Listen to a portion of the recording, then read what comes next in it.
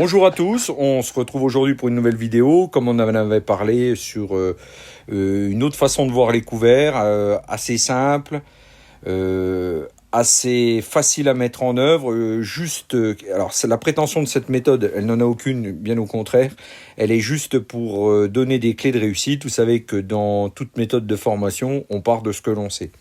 Donc c'est une méthode qui est très critiquable, mais qui a au moins la vertu de couvrir les sols pas très cher et efficacement. On va essayer de détailler les avantages techniques et agronomiques, ça va aller assez vite, de ce genre de couvert simple et le double enjeu. Cette méthode est essentiellement calée sur une production de racines. Bien entendu, il faut qu'il pleuve et essayer de limiter le risque d'implantation, le risque financier et d'échec. Voilà. Donc, juste pour se résumer, la prétention de cette méthode, c'est bien d'amener des racines. Les parties aériennes, on y reviendra, sont composées de beaucoup d'eau, mais la production de sucre et de matières organiques intéressantes, c'est-à-dire surtout des matières organiques labiles, donc des sucres, et générer un support de développement pour la microfaune et la macrofaune, c'est bien sûr les racines. Donc la partie aérienne n'étant que l'interface avec le sol, le panneau photovoltaïque qui va transformer de l'énergie électrique en énergie chimique, donc des sucres, des substances organiques très très très énergétiques. Donc il y a un petit rappel à faire par rapport à notre débat calcaire qui met de l'oxygène, qui permet d'avoir des sols un peu mieux oxygénés, qui va permettre d'avoir des structures un peu plus floculées sur la surface. Rappelez-vous qu'au niveau des entrées d'oxygène, au niveau des racines, se font dans les premiers centimètres. Donc vous voyez la cohérence du système et l'intérêt qu'on porte au niveau de des carbonates de calcium dans les premiers horizons. L'agriculteur doit semer ce qu'il sait semer, pas chercher à semer ce qu'il ne réussit pas. Donc aujourd'hui, si on calque le modèle prairial, c'est un modèle qui fonctionne plutôt très bien et qu'on peut renouveler même sur des intercultures courtes, qui est basé sur 70% de graminées, 30% de légumineuses au bas mot. Ça peut faire débat, on peut être sur 80% de graminées, un peu moins de légumineuses, ou des mélanges 100% légumineuses, mais ça, vous les connaissez déjà, ces méthodes qui sont tout aussi intéressantes, il n'y a aucun problème. Là, on parle bien de réussir, couvrir à moindre prix, et surtout, ne plus passer des étés comme on vient de passer, avec des sols nus, c'est-à-dire pouvoir couvrir les sols rapidement, produire beaucoup de racines, le maximum dans le plus court temps donné, et amener énormément de sucre au sol, support énergétique de toute vie. Donc, on va travailler sur les graminées, raies gras, orge, blé et avoine et seigle. Alors, le seigle, moi, on l'a mis. Le seigle, avec le développement de la méthanisation, on sait que le seigle, c'est quand même très très long à implanter, mais sur des couverts d'été, avec des sommes de température, on va obtenir des développements intéressants. Moi, je reste très très très sensible au raies gras, sur des positionnements notamment piétin-chaudage entre deux pailles qui est quand même relativement intéressant, et dans les situations vulpin où là on génère une énorme concurrence sur le climax par le raies gras italien de préférence. L'orge et le blé, souvent c'est très oublié, mais notamment l'orge de printemps, graminée très agressive, capable de produire beaucoup de biomasse.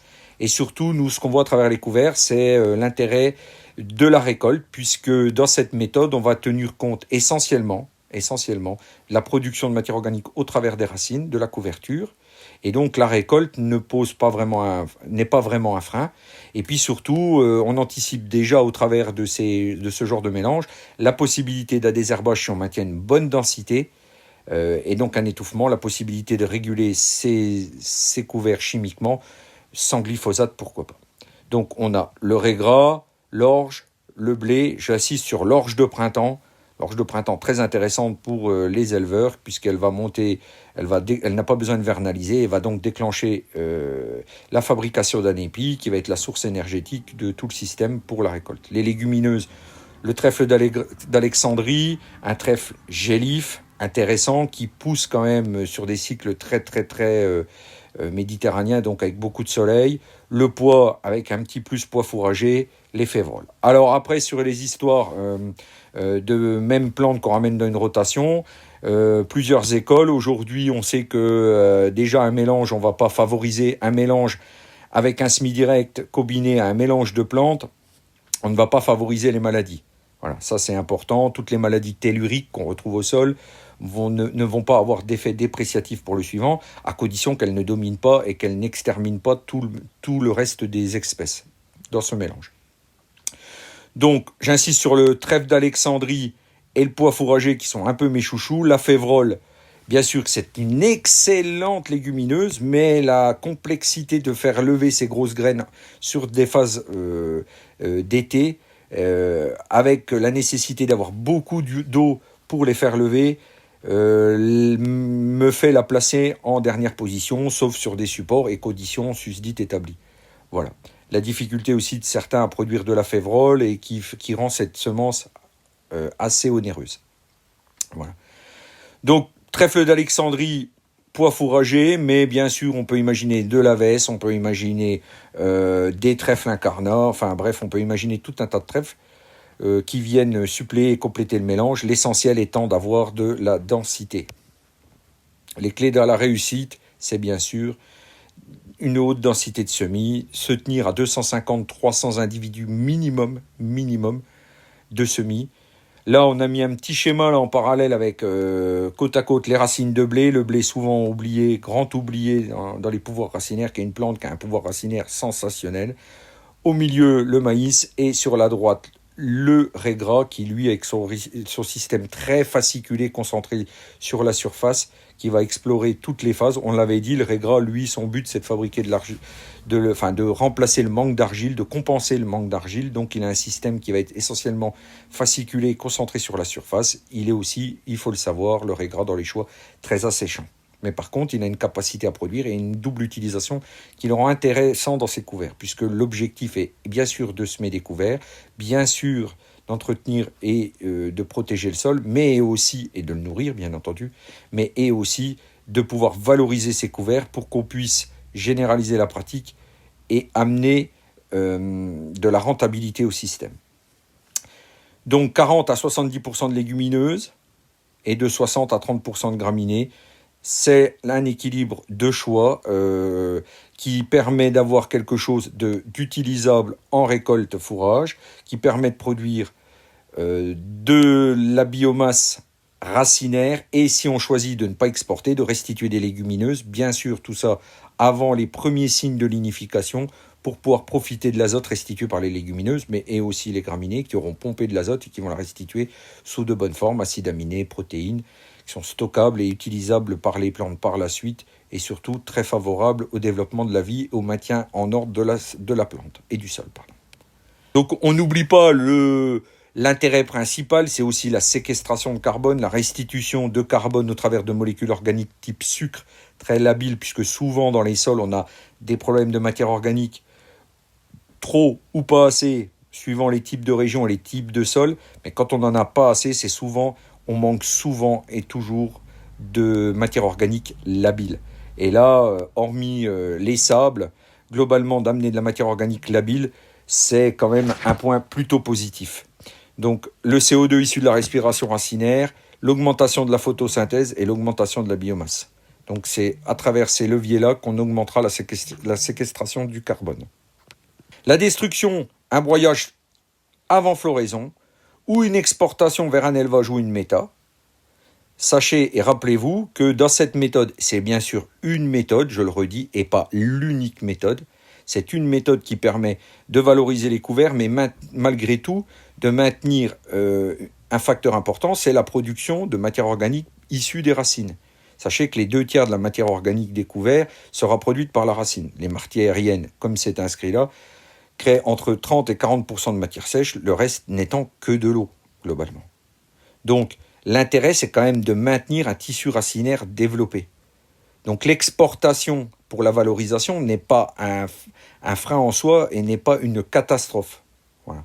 Bien sûr que la restitution, c'est un plus, évidemment, mais en pratique, il nous apparaissait important de souligner l'intérêt de l'utilisation de ces couverts pour importer en rentabilité et avec une meilleure démocratisation et surtout souligner la sécurité de ces types d'implantation pour ne pas se louper. Ça, c'est très important. Sachant que quand on utilise une base de graminées ferme, on va pouvoir semer en premier, en pratique, les graminées à pas trop cher. Attendre de voir, tout de suite derrière la moissonneuse, attendre de voir s'il pleut pour enrichir le mélange avec un semis à la volée, avec une légumineuse par exemple. Une légumineuse qui se sème à la volée, type trèfle, toutes ces choses-là.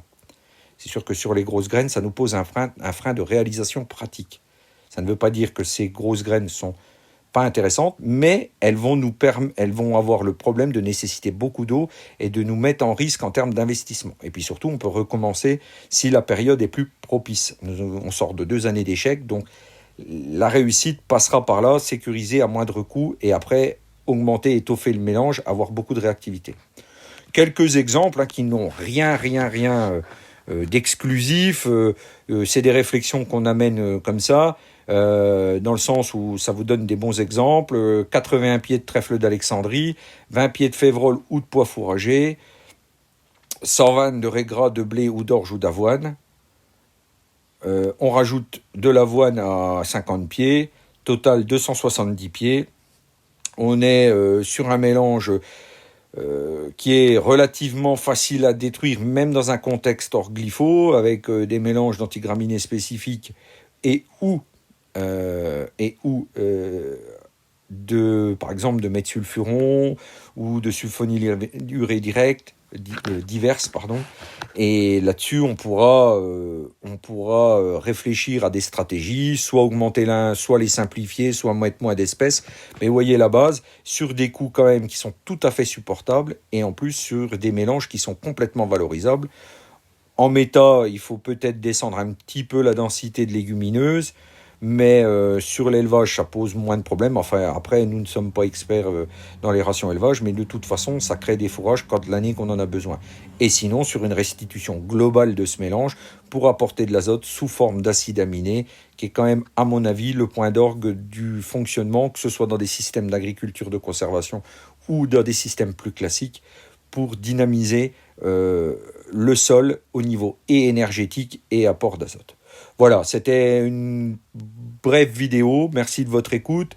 N'hésitez pas à partager, à nous revenir, à commenter. Je le dis encore une fois, cette vidéo n'a rien d'exclusive. C'est une méthode parmi tant d'autres. Je le dis souvent, nos métiers dans la technique, c'est d'amener le maximum de techniques. Vous en ayez plein et que vous n'ayez plus qu'à choisir ces techniques. N'hésitez pas à en débattre avec nous, je reste à votre écoute. Nous restons toute l'équipe disponible pour débattre, sachant qu'on a voulu redonner une méthode très simple, mais redonner les atouts agronomiques malgré tout de cette méthode très simple. Voilà, merci, à très bientôt pour une prochaine vidéo.